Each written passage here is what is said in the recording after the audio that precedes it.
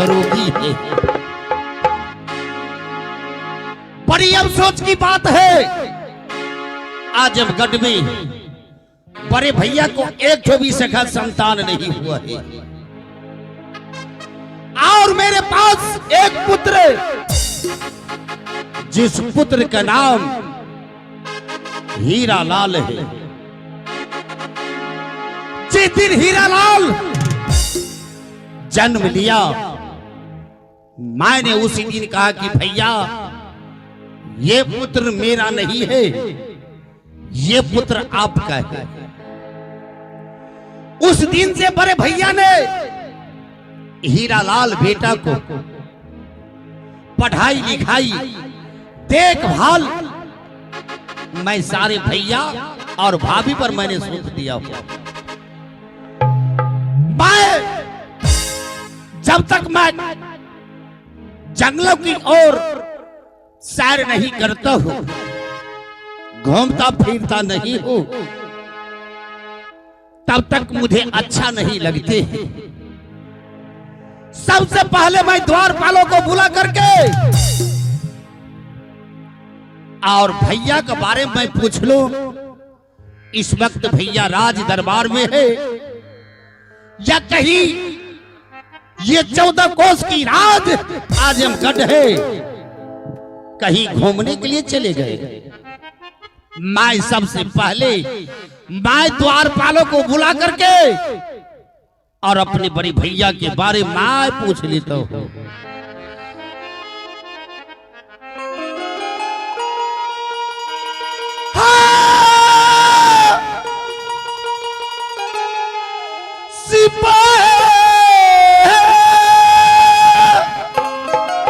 द्वारपालो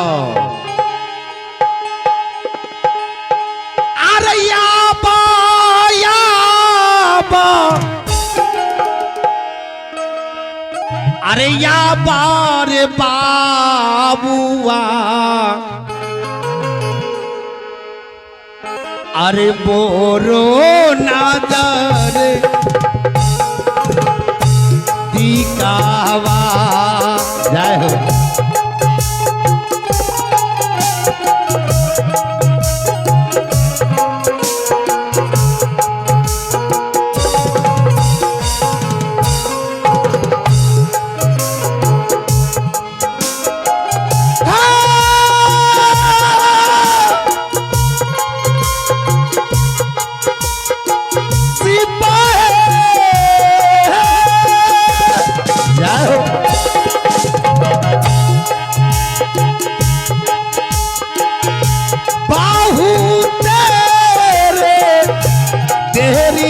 बाबुआ द्वारपालो बाहू तेरे तेरी रे बाबुआ हीरा ही रही भाना में।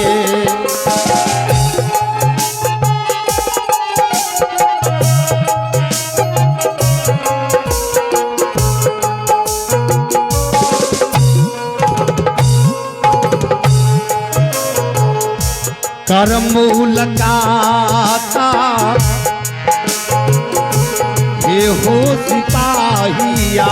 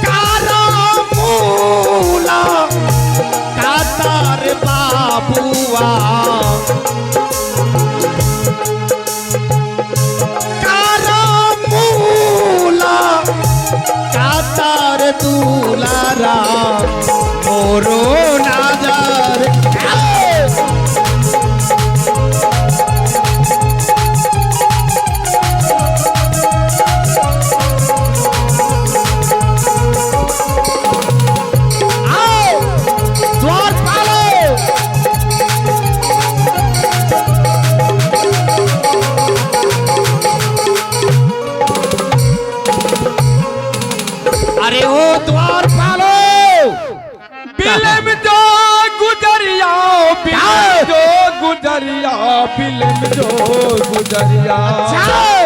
ये द्वारपालों की आवाज है। फिल्म जो गुजरिया तू मिथिला के धाम के फिल्म जो गुजरिया तू मिथिला के धाम के।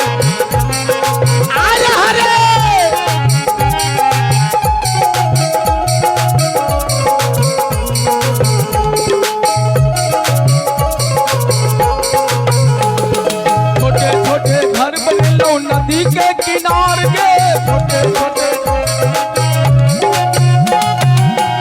छोटे घर बने लो नदी के किनार के छोटे छोटे घर बने लो नदी के किनार के। घर से धक्का मारे आगे इधर से धक्का मारे कोसी बलान के बिलन जो गुजरिया।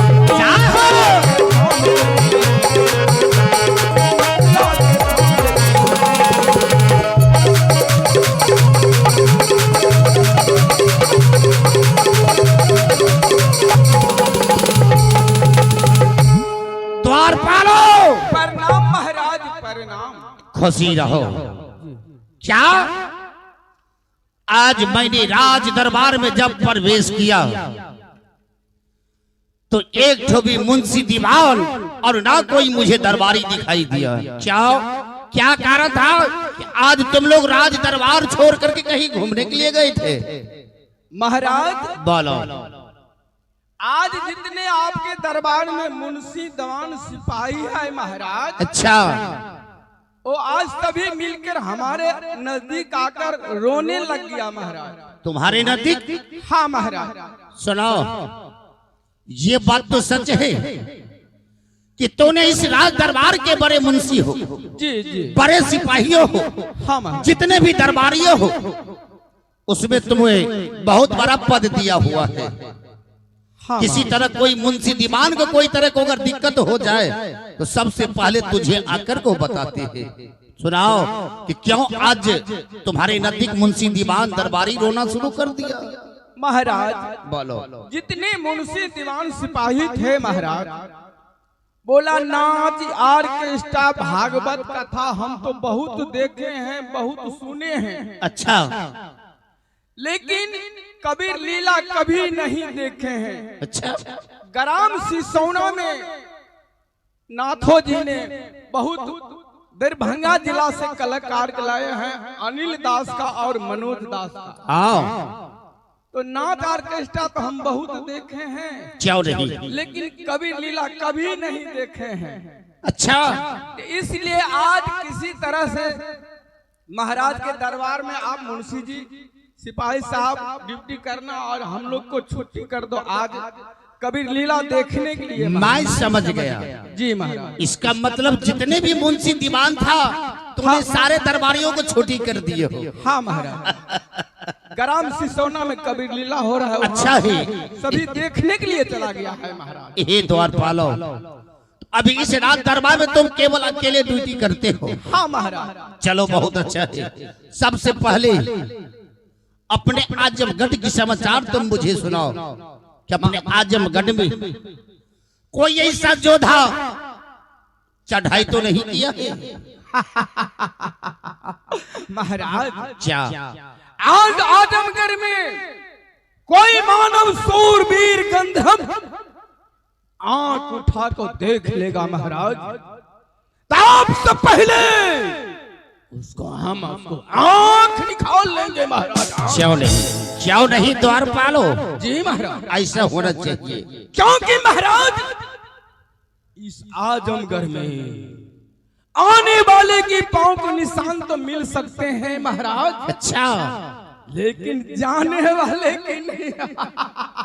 क्यों नहीं? जाने वाले जी महाराज। द्वारपालो महाराज की जय। बहुत अच्छा तूने आजमगढ़ की खुशखबरी तूने मुझे सुनाए हो। हाँ महाराज, क्यों नहीं। और दूसरा में बड़े भैया को तुम मुझे समाचार सुनाओ कि बड़े भैया राज दरबार में है या कहीं घूमने के लिए गए हैं?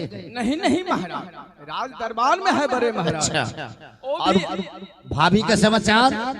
बड़ी महारानी का। हाँ बड़ी महारानी वैसे तो ठीक है महाराज, चलो बहुत अच्छा है, लेकिन थोड़ा कभी कभी चिंता आ जाती है महाराज। अरे ये बातों तो मैं जानता हूँ कि भाभी को सखा संतान नहीं हुआ, हाँ उसे कभी कभी टेंशन आ जाते हैं जी। चलो सारे बातों को छोड़ो, बोलिए और जो मेरी महारानी है वो कैसी है?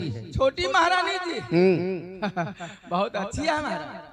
और मेरा बेटा हीरालाल पाठशाला में प्रत्येक दिन पढ़ने के लिए जाते हैं या नहीं? महाराज बोलो।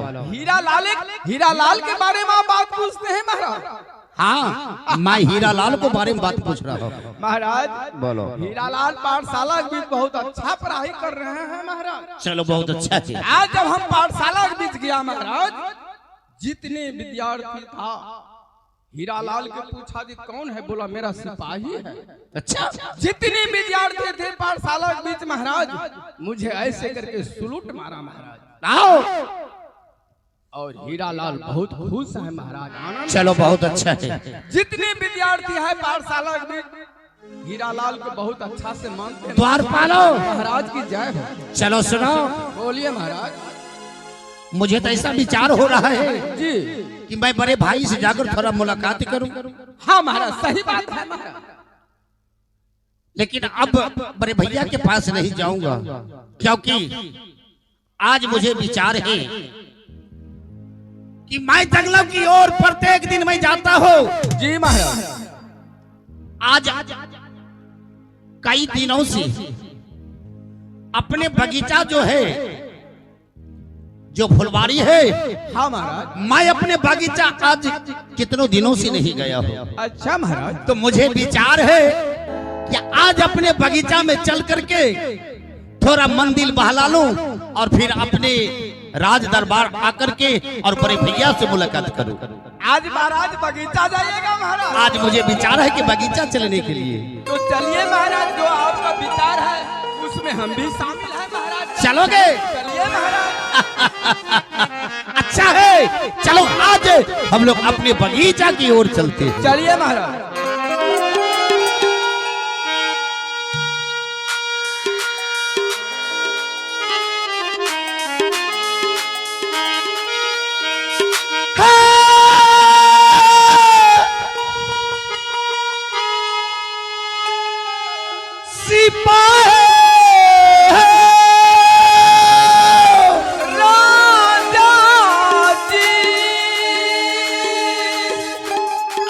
बगीचा के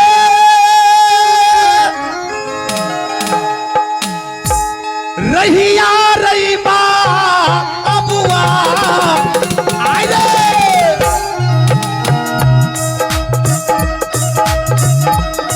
आजू दिहिरा अवधारी यौरे दुलारा,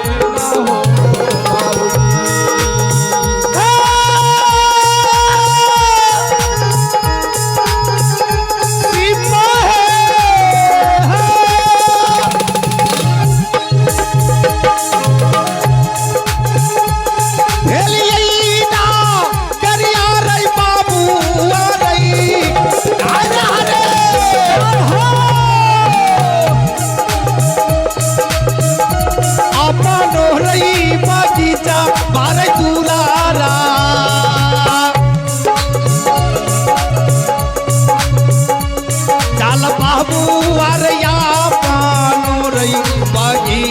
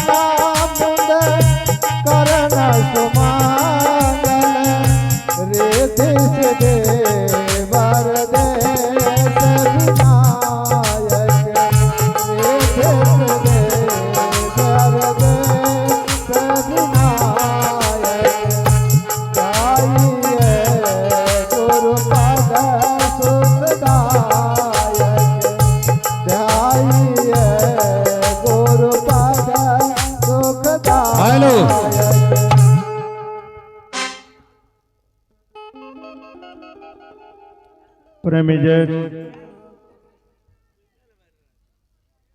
इस वक्त हम लोग सत्संग रूपी नदी में स्नान कर रहे हैं। इस संसार सागर से निकलने का एकमात्र रास्ता सत्संग है। मानव अगर सत्संग में बराबर भाग लिया करेंगे, सत्संग में जाया करेंगे, तो उनका बौद्धिक विकास होगा और सत्संग के माध्यम से जीवन सफल हो जाएगा। इसलिए सत्संग में जाना चाहिए, आना चाहिए और सत्संग के बात को सुनकर अपने जीवन को सफल बना लेना चाहिए। आइए, इस संसार के मानव नाना प्रकार के विषय बंधन में, नाना प्रकार के विषय वासना में, जग में, जप में, तप में, तीर्थ व्रत इत्यादि में अपने जीवन को यूं ही बर्बाद करते हैं। इसलिए संत जन इशारा करते हैं, त्रिकुटी विराजे गंगा, त्रिकुटी विराजे गंगा, और वहीं सरस्वती जमुना का। बोल मनुआ बोल, सुमरन होगा कि नहीं।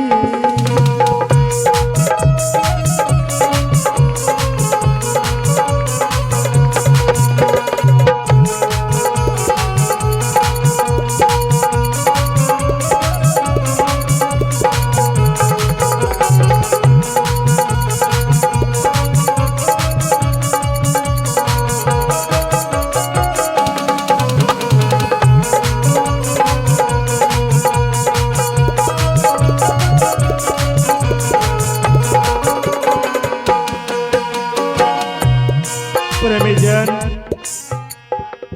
त्रिकुटी विराजे गंगा और वहीं सरस्वती जमुना का। इस संसार के मानव इस मायावी दुनिया में, इस बाह्य जगत में गंगा, जमुना और सरस्वती, ये त्रिवेणी संगम के स्नान जो कर लेता है, बोलते हैं, उनकी समझ में आ जाता है कि मैंने त्रिवेणी स्नान कर लिया, मैं अभी संसार से उबर जाऊंगा। लेकिन संतजन इस मानव शरीर के अंदर ये जो त्रिवेणी संगम है गंगा, जमुना, सरस्वती का, उसमें स्नान करने के बारे में बताते हैं। संतजन इशारा करके कहते हैं, इंगिला पिंगिला गंगा जमुना, सुसुमन सरस्वती की धारा।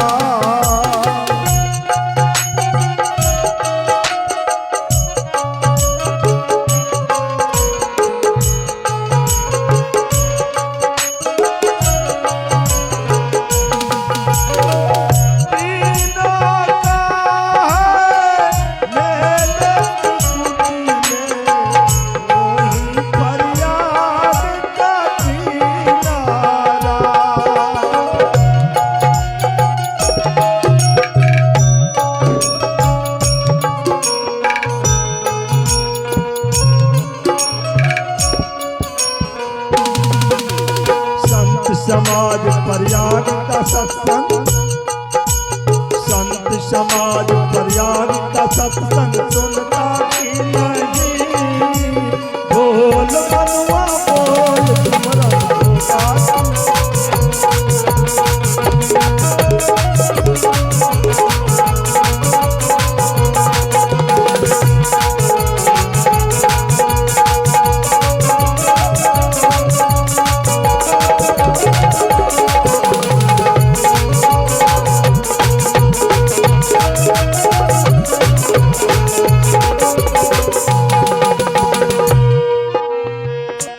श्रोतागण, इंगला पिंगला गंगा जमुना सुषमन सरस्वती की धारा, तीनों का है मेल त्रिकुटी में, वहीं प्रयाग का किनारा, संत समाज प्रयाग का सत्संग। प्रयागराज इलाहाबाद में जो अनवरत सत्संग का कार्यक्रम चलता है, संतजन इशारा करते हैं कि वह सत्संग तुम्हारे घट के ही अंदर निरंतर चलता रहता है। उसे तुम्हें जानने की आवश्यकता है, परखने की आवश्यकता है, जो बिना गुरु के सानिध्य में जाए बगैर उनकी जानकारी नहीं हो सकती। इसलिए संतजन इशारा करते हैं कि उस प्रयागराज सत्संग की ध्वनि को तुम अपने घट के ही अंदर समझो, जानो और परखो।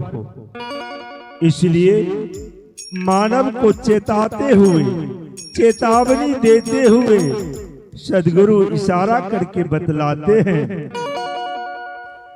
मातु गर्भ में उल्टा लटका, गर्ज था बाहर आने को।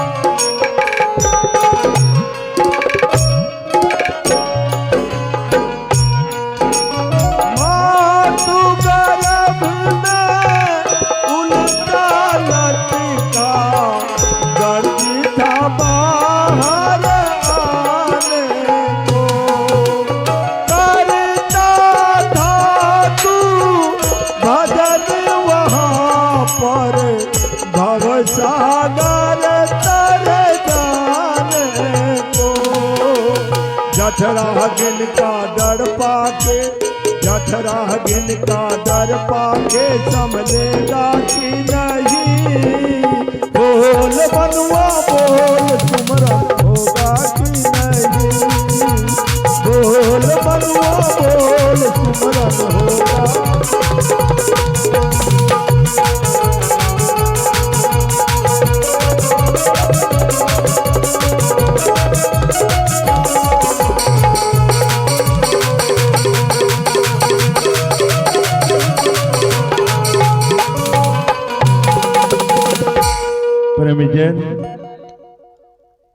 मातु गर्भ में उल्टा लटका, गर्ज था बाहर आने को, करता था तू भजन वहां पर, भव सागर तर जाने को।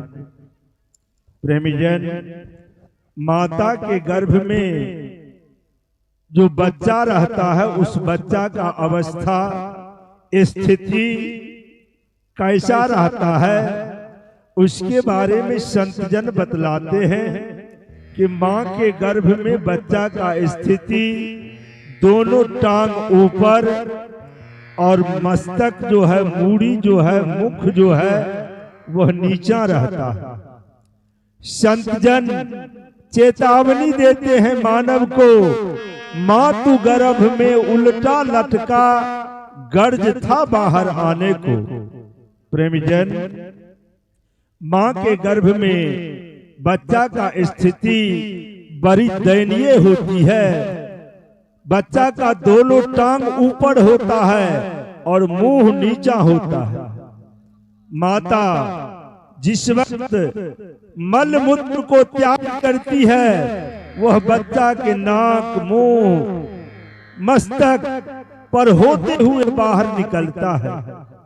बच्चा बड़ी कष्टमय स्थिति में मां के गर्भ में रहता है और उस समय उस मालिक से, उस परमात्मा से अनूने बिने प्रार्थना करता है कि हे मालिक, आप हमें इस नर्क से बाहर कर दोगे, मैं आपका भक्ति भजन करूंगा ताकि मुझे पुनः इस स्थान पर नहीं आना पड़े। सदगुरु इशारा करते हैं, मातु गर्भ में उल्टा लटका गर्जी था बाहर आने को।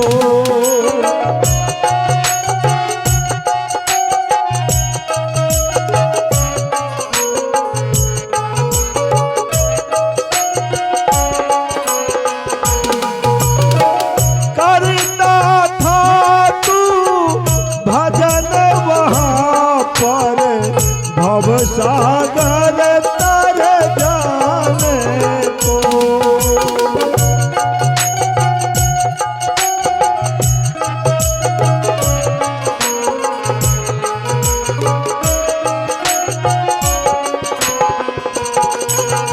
जठरागिन का दर्पण, हाँ जठरागिन संभलेगा कि नहीं, बोल मनुआ बोल सुमरन होगा कि नहीं, बोल मनुआ बोल सुमरन